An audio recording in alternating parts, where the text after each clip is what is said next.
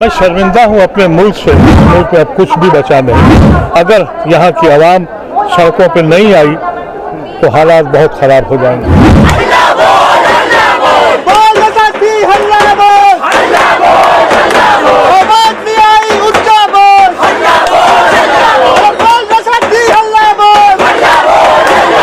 अगर सड़क से आवाज़ नहीं उठी तो कोई इंस्टीट्यूशन बचे ही नहीं है। हर इंस्टीट्यूशन खत्म हो चुका है।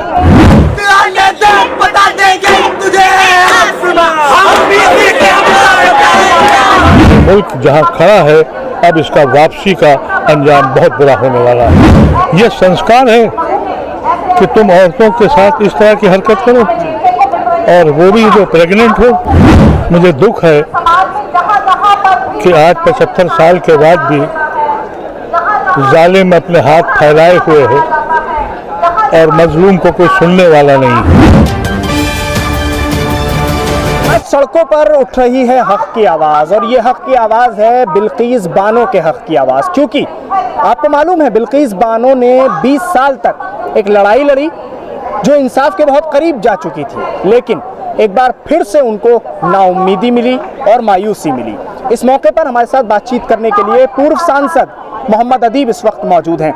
अदीब साहब, कैसे देखते हैं इस पूरे मामले को बिल्किस बानो के, और जिस तरह से उन दोषियों का स्वागत हुआ उस पर क्या कहें? मैं शर्मिंदा हूँ अपने मुल्क से। मुझे दुख है कि आज 75 साल के बाद भी जालिम अपने हाथ फैलाए हुए है और मजलूम को कोई सुनने वाला नहीं। ऐसी शक्ल में एक ऐसी बेबस औरत, उसको उसके जालिमों को छोड़ा जाता है और उसका इस्तकबाल होता है। मैं समझता किसी मुहज़्ज़ब सोसाइटी में ये मुमकिन है। दुनिया के किसी मुहज़्ज़ब सोसाइटी में कोई ये तसव्वुर नहीं कर सकता, और अफसोस ये है कि गांधी के मुल्क में ये सब हो रहा है और हुकूमत की शह पर हो रहा है। अदालतों की खामोशी की वजह से हो रहा है। इसमें सब के सब मुलव्विस हैं, और मैं इसीलिए कहता हूँ कि ये मुल्क जहाँ खड़ा है अब इसका वापसी का अंजाम बहुत बुरा होने वाला है। अगर यहाँ की आवाम सड़कों पर नहीं आई तो हालात बहुत ख़राब हो जाएंगे। तो आप समझते हैं अदीब साहब कि जो ये रास्ता इख्तियार किया गया है कोर्ट के अंदर चल रही लड़ाई के बाद जो सड़कों पर उतरा जा रहा है, तो ये एक हल है इन तमाम हालात का, और इनसे ही हल निकलेगा?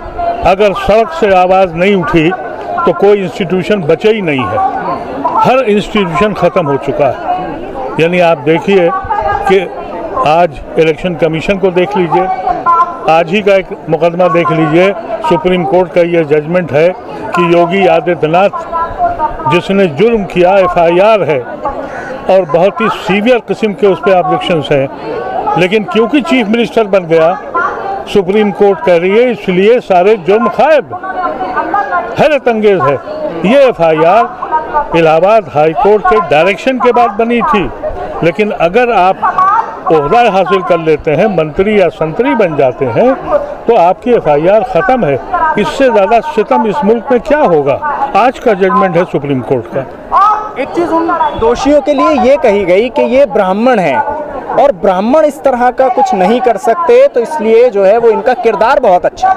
देखिए यही दिमाग जो है कि हम सबसे अफजल हैं, इन्होंने अपने ही कौम के लोगों को किस हालत में रखा है, और यही वो लोग हैं जो हिंदू मुसलमान और बिरादरी इसी में मुब्तला कर रहे हैं।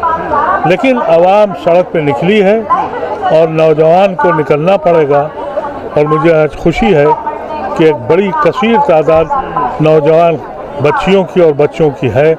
यही एक उम्मीद मेरे सहन में है, नहीं तो हम सब लोग तो फेल हो चुके हैं। लेकिन इंसाफ जाति के नाम पर क्यों अदीब साहब इस देश में? ये जाति के नाम पर इंसाफ नहीं है, ये इनका माइंडसेट है। एक पर्टिकुलर कौम का, एक पर्टिकुलर तबके का ये है कि हम सुपीरियर हैं, और इन्होंने हज़ारों साल से एक अपने ही कौम की, अपने ही मज़हब के लोगों को पैरों को नीचे रखा। तो कोई नई बात इनके लिए नहीं है, और ये इतने बड़े जराइम करके भी ये कहते हैं कि हमारा संस्कार है। ये संस्कार है कि तुम औरतों के साथ इस तरह की हरकत करो, और वो भी जो प्रेग्नेंट हो। मैं समझता हूँ इससे ज़्यादा शर्मनाक बात दुनिया के किसी गोशे में नहीं होती जो हिंदुस्तान में हो रही है। तो आप ये कह रहे हैं कि एक रास्ता है और वो है सड़क का रास्ता, और आज ये सिविल सोसाइटी जो यहाँ नजर आ रही है यही इंसाफ की लड़ाई को मजबूती से लड़ सकती है। और नौजवान, तो क्या आप चाहते हैं कि ये आगे बढ़े? सिवाय सिविल सोसाइटी के कोई और शोभा रह ही नहीं गया जो हमको बचा सके। यही एक उम्मीद की किरण है, नहीं तो इस मुल्क में अब कुछ भी बचा नहीं।